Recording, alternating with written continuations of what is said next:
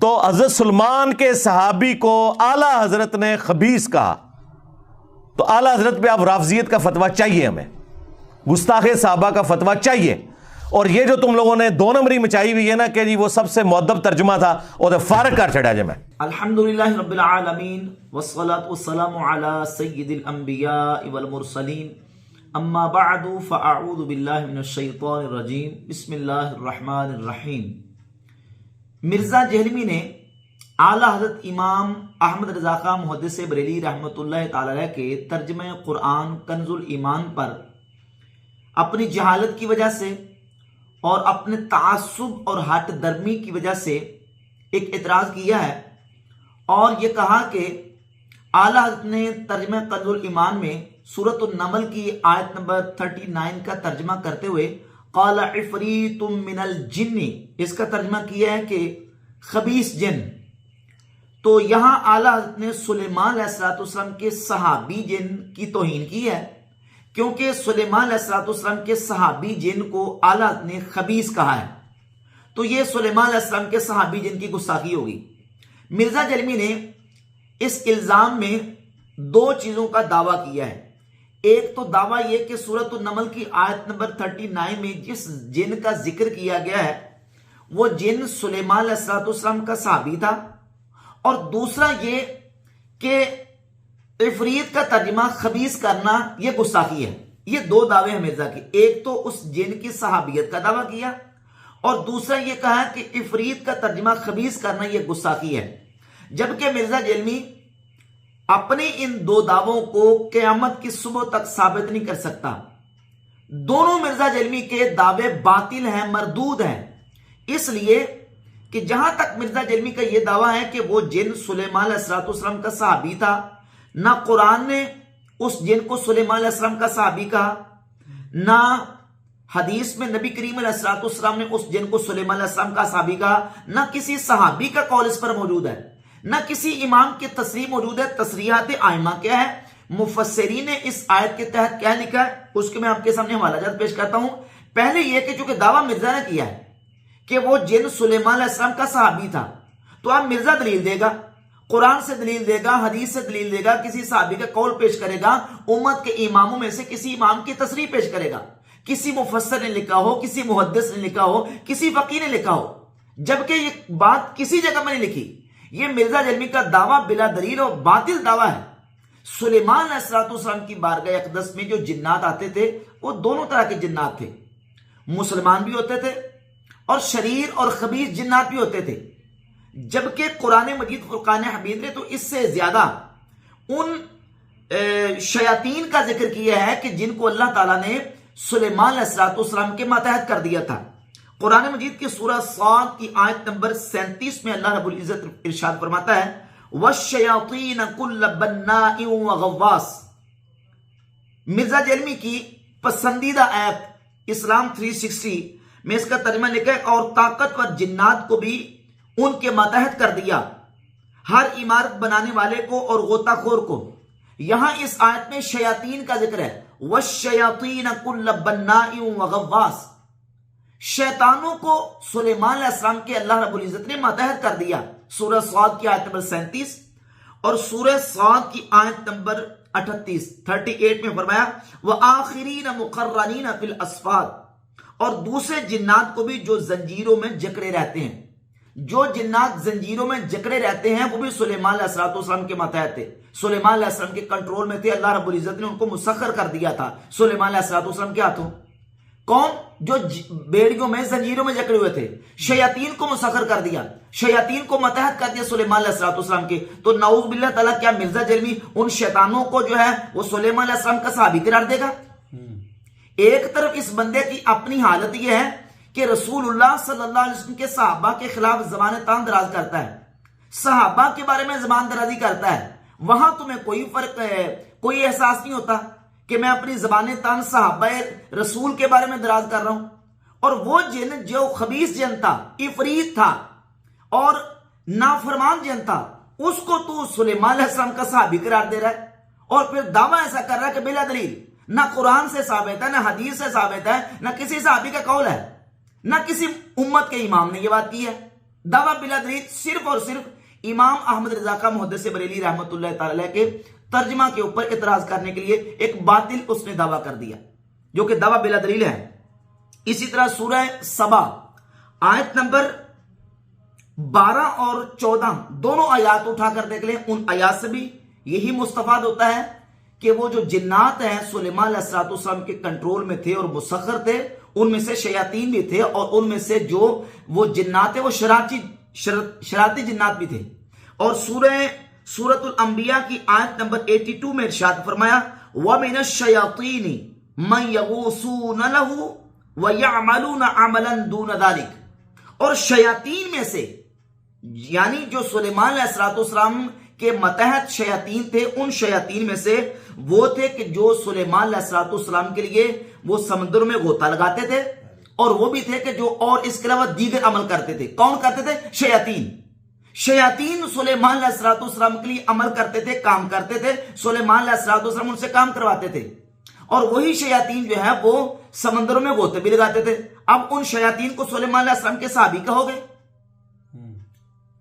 बिल्कुल बातिल दावा मिर्जा जहमी का। अब आए सूरत नमल की आयत नंबर 39 की तरफ। क़ाल इफ़रीतुम मिनल जिन, उस इफरीत जिन ने कहा, जिन्नों में से इफरीत ने कहा। अब इफरीत का माना क्या है? इफरीत का तर्जमा क्या है? कुरान मजीद की आयत के बाद हम सही बुखारी की 3423 नंबर 3423 नंबर हदीस की तरफ जाते हैं। नबी पाक सल्लल्लाहु अलैहि वसल्लम ने इरशाद फरमाया इन्न इफरीतम मिनल जिन्न तफल्लतल बारिहता लियनक़तिअ अलैया सलाती। एक जिन इफरीत मेरे पास आया, नबी करीम अलैहिस्सलाम ने फरमाया कि वो मेरे पास आया ताकि मेरी नमाज को खराब करे। कौन है? इन्ना इफरीतम मिनल जिन्नि, जिन्नों में से एक इफरीत आया। अब जो रसूलुल्लाह सल्लल्लाहु अलैहि वसल्लम की नमाज को खराब करना चाहता था जिन, मुझे बताएं कि वो जिन जो है वो नऊज़ुबिल्लाह ताला मिर्जा जहमी ये कहने की जिसारत करेगा कि वो जिन रसूलुल्लाह का सहाबी था? नऊज़ुबिल्लाह ताला, वो शरारती था, वो खबीस जिन था जो रसूलुल्लाह सल्लल्लाहु अलैहि वसल्लम की नमाज को खराब करना चाहता था। और इसी हदीस के तहत इमाम इब्न हजर अस्कलानी ने फतुल बारी शरह सहीह बुखारी में इफरीत का माना किया खबीस। दूसरी शरह इमाम बदरुद्दीन ऐनी की उम्दतुल कारी शरह सहीह बुखारी, वो उठाकर देख लें। इमाम ऐनी ने भी इफरीत का यहां तर्जमा खबीस किया है।